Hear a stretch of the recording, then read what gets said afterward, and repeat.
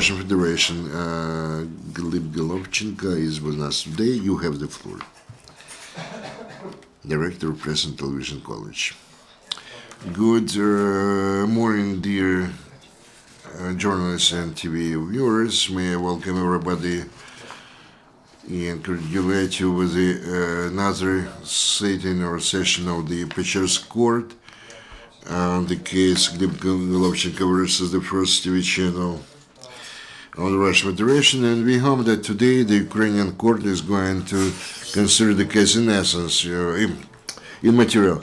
There was 1 year and 7 months to collect the evidence. The matter is that on March 13, 2014, of the, let's say, you were talking about the defendant, they carried the information analytical program Sunday time, where she was one of the participants of that story, entitled "The Management of Anger. Arrests." And the matter is that we were talking about the Maidan situation, was accompanied by the pictures from the live area on the company ТАК TV, and it did not actually correspond to the reality. First, we addressed the Russian TV channel with a request to do something about the situation and respond to us. Unfortunately, we did not get a reply.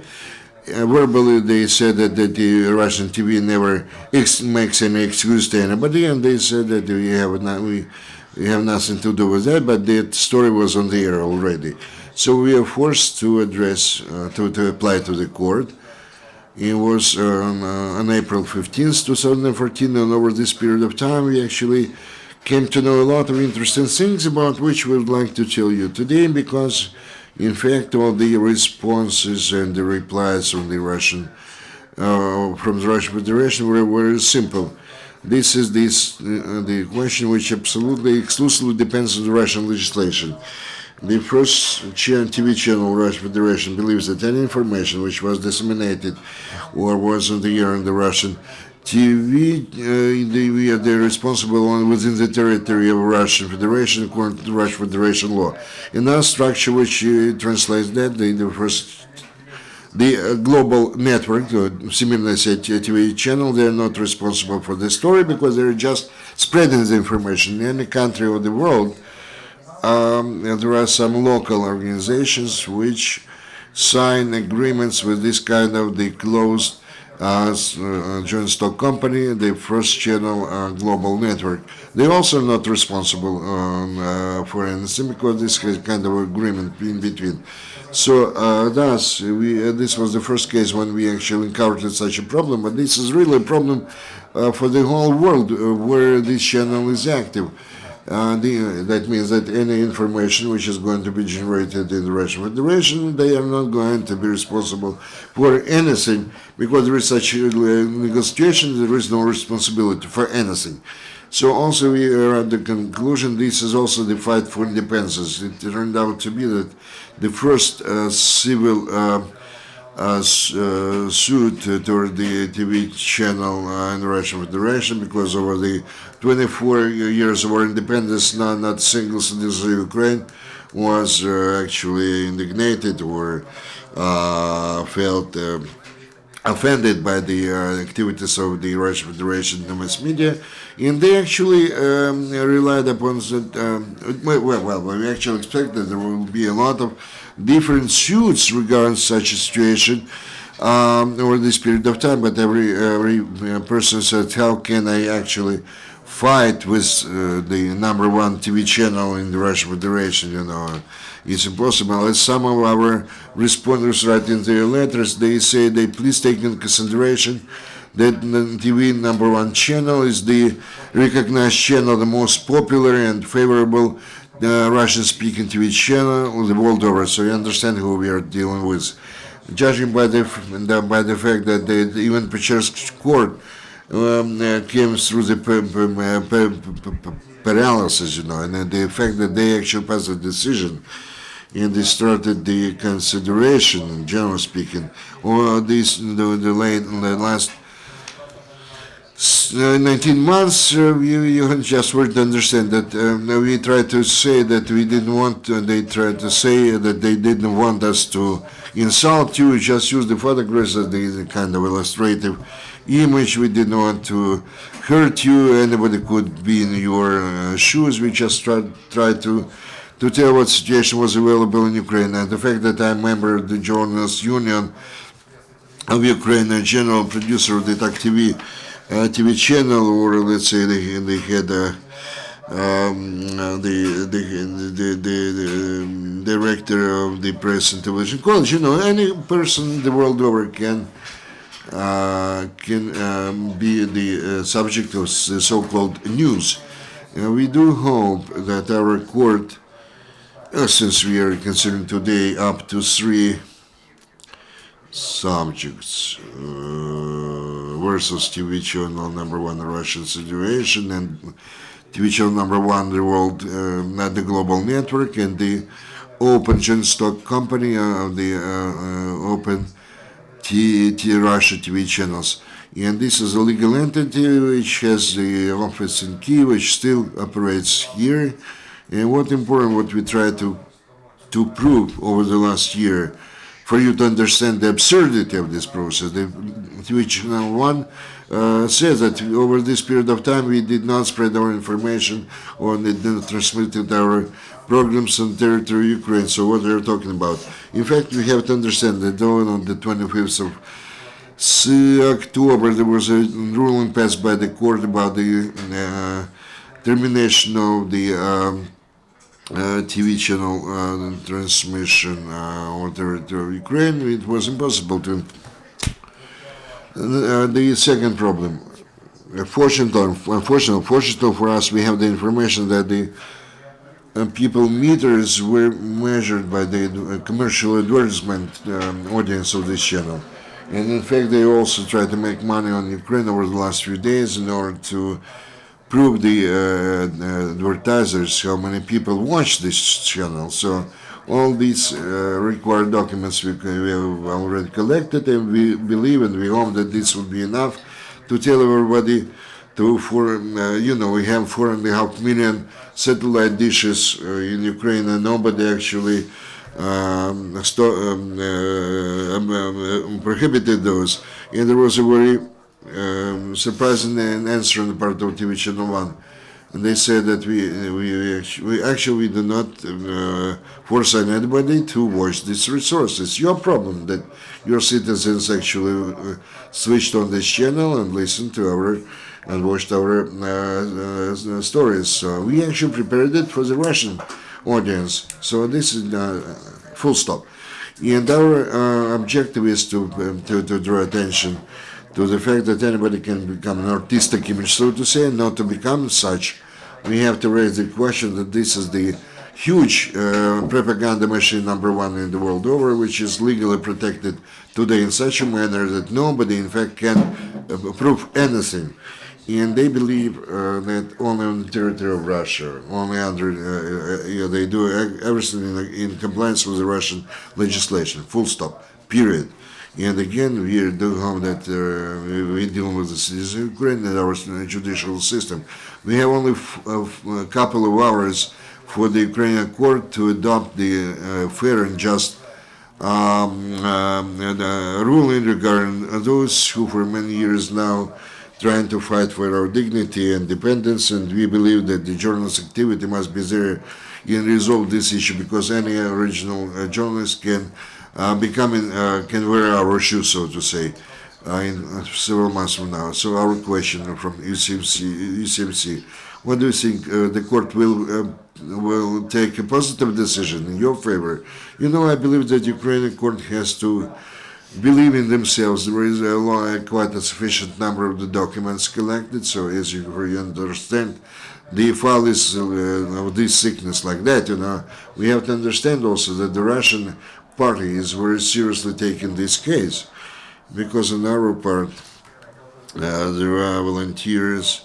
I already mentioned our legal support on the part of the public organization. on the part of the Russian Federation. They have a huge number of the lawyers.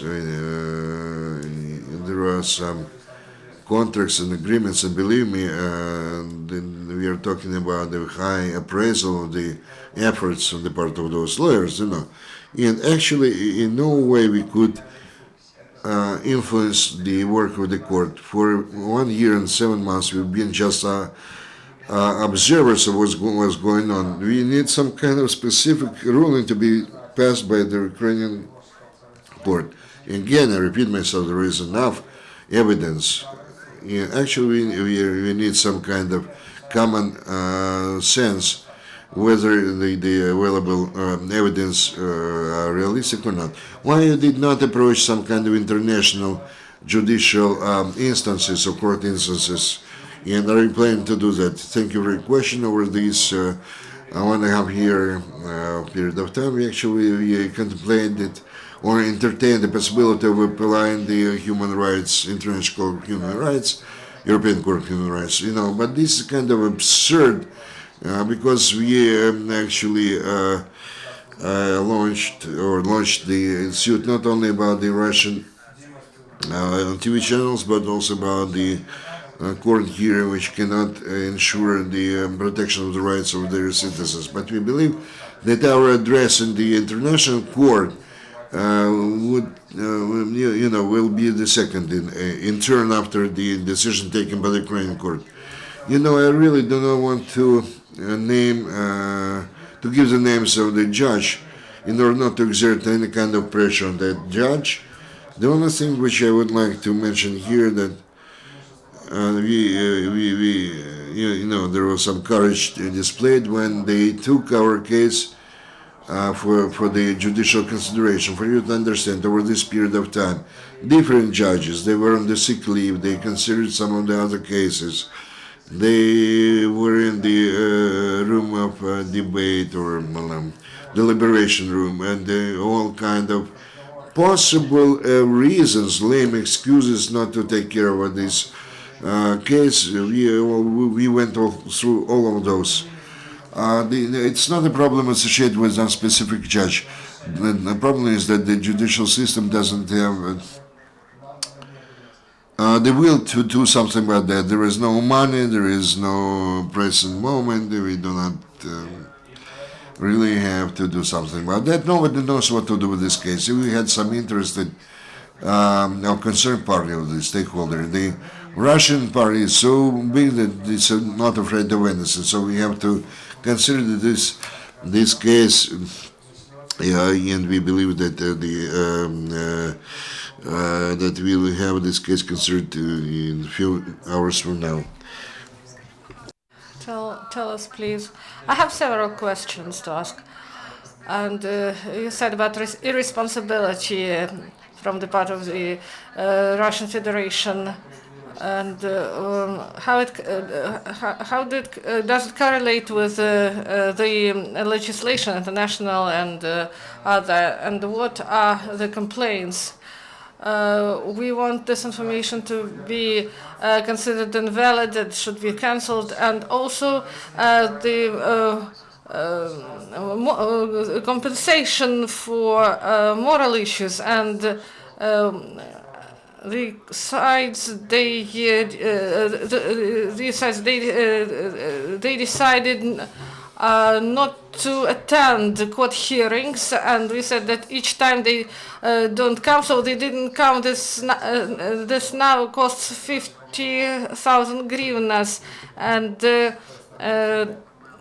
we had hope that this sum will increase, but this is a symbolic case. We are speaking about honor and dignity, and we ask Ukrainian journalists to support us, because you know that for many people it's a shock that you are on screen, and maybe it's some sort of PR for somebody, but maybe someone's destiny can be broken because of it. We didn't feel that it was PR with this text, and I think it's very important that we understand that according to international norms that we are right, and the Russian court, we understand that there's a simple question. Stankinski Sud would consider this case, and if you would see those people and also the Ministry of Justice, they had to bring these documents with the specific provisions of international legislation. We addressed the minister and his advisors that the head office in Kiev is responsible for the